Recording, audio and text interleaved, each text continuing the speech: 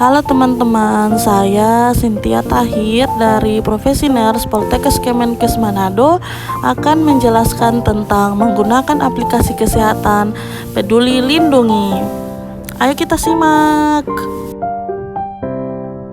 Pertama, kita download aplikasi dengan membuka aplikasi App Store pada iOS dan Play Store pada Android.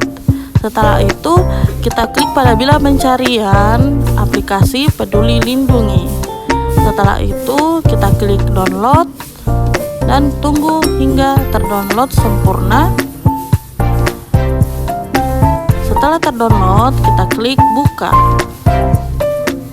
Pada saat membuka aplikasi, kita akan diminta untuk mengklik pengizinan untuk melacak lokasi. Ini untuk kita membantu pada saat kita berada pada satu wilayah, sehingga kita bisa mengetahui apakah zona tersebut berada pada zona merah, kemudian ada notifikasi keramaian, kemudian ada periksa kesehatan dan vaksin COVID-19, kemudian juga ada notifikasi zona risiko COVID-19, dan juga ada pindai QR code dan cek tiket vaksinasi.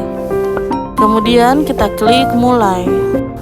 Klik setuju, kemudian kita akan masuk pada halaman. Jika belum memiliki akun, maka klik daftar. Pada pendaftaran akan diminta nama lengkap dan juga alamat email. Kemudian centang saya menerima segala isi syarat dan penggunaan serta kebijakan privasi dan klik daftar. Bagi yang sudah memiliki akun, kembali pada halaman awal, kemudian langsung masukkan email yang telah didaftarkan. Kemudian kita akan kembali diarahkan untuk mengaktifkan lokasi untuk memantau kita berada di zona mana. Inilah tampilan awal dari aplikasi Peduli Lindungi. Apabila kita datang ke suatu tempat, maka kita akan mengklik scan QR code lokasi tujuan dan akan membuka kamera. Kemudian kita scan QR code sehingga kita dapat masuk ke tempat tersebut. Hal ini diterapkan pada beberapa mall di Indonesia saat ini untuk membatasi jumlah pengunjung yang masuk pada mall tersebut. Kemudian ada fitur di mana kita bisa melihat lokasi kita saat ini sedang berada pada lokasi risiko apa, seperti Kelurahan Malalayang ada risiko sedang, Kelurahan Bahu risiko sedang, Kelurahan Malalayang risiko sedang, dan lain-lainnya. Yang apabila kita klik maka akan menampilkan statistik kasus COVID-19 pada wilayah tersebut, seperti Kelurahan Malalayang terkonfirmasi terlampir, suspek terlampir, kontak erat terlampir, sembuh terlampir, meninggal terlampir, hingga tren harian.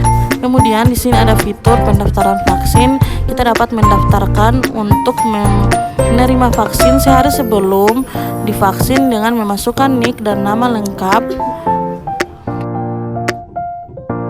Kemudian ada fitur scan QR code seperti yang saya sudah jelaskan di depan. Kemudian ada fitur paspor digital.